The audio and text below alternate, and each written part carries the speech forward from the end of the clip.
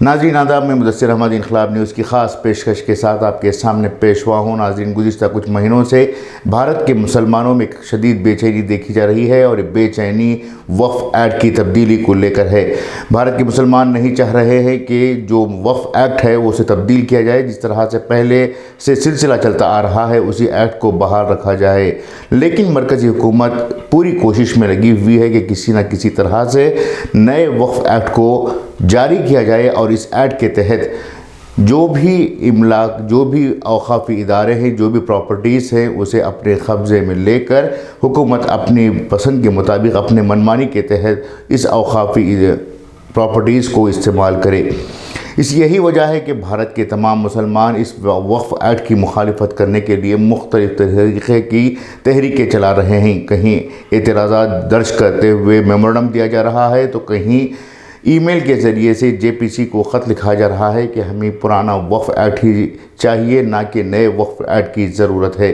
کئی علاقوں میں وقف ایکٹ کی تبدیلی کے تعلق سے بیداری مہم چلائی جا رہی ہیں، اور مسلمانوں کے جتنے بھی علماء ہیں، جتنے بھی عمائدین ہیں، مسلم سیاستدان ہیں، یا پھر جو سیکولر طاقتیں ہیں، وہ پوری طرح سے کوشش کر رہے ہیں کہ نئے وقف ایکٹ کو کسی بھی حال میں جاری نہ کیا جائے، نافذ نہ کیا جائے۔ یقیناً وقف جو ہے اللہ کی امانت ہے، اور اس امانت کی حفاظت کرنا ہر مسلمان کا فرض ہے۔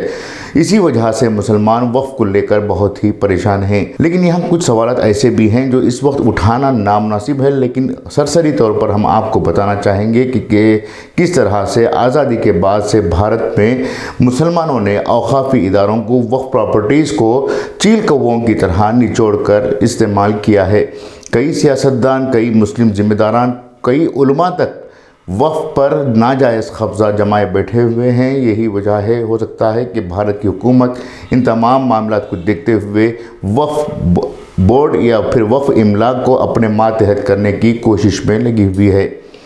یہ بات ایک طرف، تو دوسری طرف مسلمانوں کے سامنے ایک اور اہم پیچیدہ مسئلہ ہے، وہ مسئلہ ہے توہین رسالت کے تعلق سے۔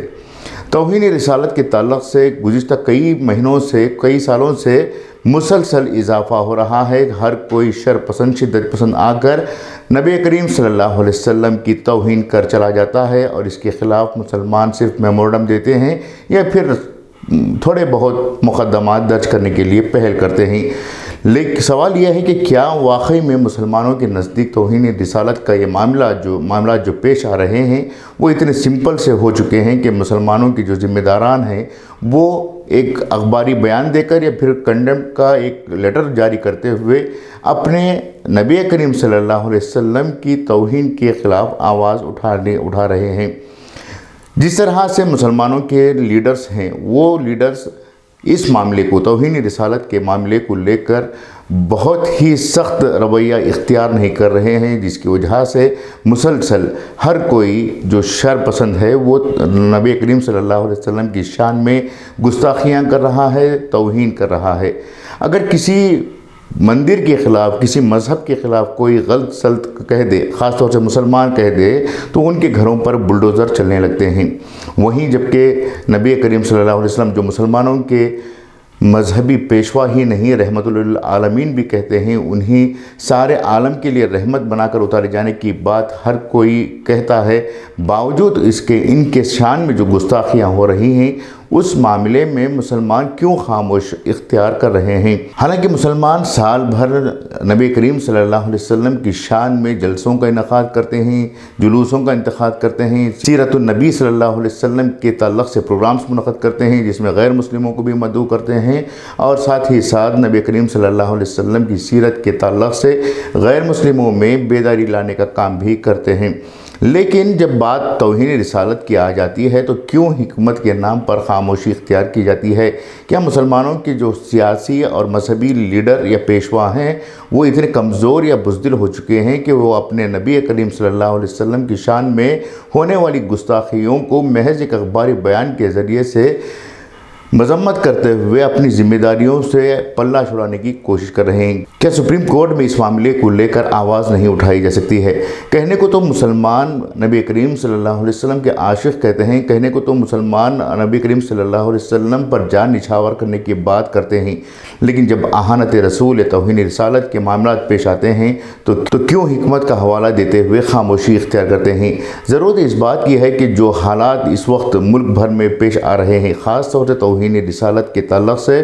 इन मामलात को सख्ती से अगर निपटा नहीं जाएगा तो आने वाले दिनों में इस वबा को मज़ीद फैलाने के लिए शरपसंद मुत्तहिद हो जाएंगे और नबी करीम सल्लल्लाहु अलैहि वसल्लम की शान में नऊज़ुबिल्लाह मज़ीद गुस्ताखियाँ करने लगेंगे। अगर वाकई में मुसलमानों के कायदीन में इतनी सलाहियत है, अगर वो वाकई में चाहते हैं कि अपने नबी करीम सल्लल्लाहु अलैहि वसल्लम की शान में गुस्ताखियाँ ना हो, तो उन्हें चाहिए कि इन मामलात को लेकर वो जिस तरह से वक्फ बोर्ड के एक्ट के ख़िलाफ़ तहरीक चला रहे हैं, उस तरह की तहरीक को इख्तियार करें और बाज़ाब्ता तौर पर हर गली से, हर मोहल्ले से, हर शहर से इस ताल्लुक़ से एहतजाज दर्ज करवाएं। अगर ऐसा नहीं किया जाता है तो कुछ भी मुमकिन है इस हुकूमत के दरमियान। तो आज के लिए एक अहम फ़िक्र थी, उम्मीद कि आप लोग इस पर तवज्जो देंगे। मैं मेज़बान मुदस्सिर अहमद आपसे इजाज़त चाहूँगा, नई फ़िक्र के साथ आपके सामने दोबारा पेश होऊंगा। तब तक के लिए इजाज़त दें, शुक्रिया।